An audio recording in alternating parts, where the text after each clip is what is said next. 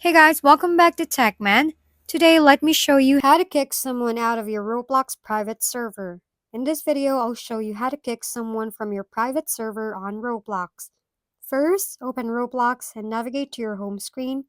Then tap the three dot or three line menu to access your inventory. From there, find and select private servers and choose a server you want to manage.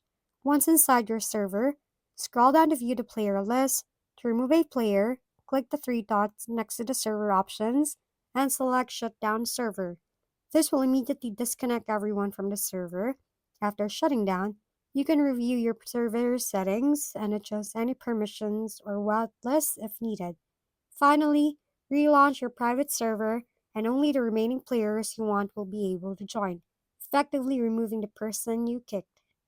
If we've been helpful, kindly give us a thumbs up and don't forget to hit the subscribe and bell button for more contents.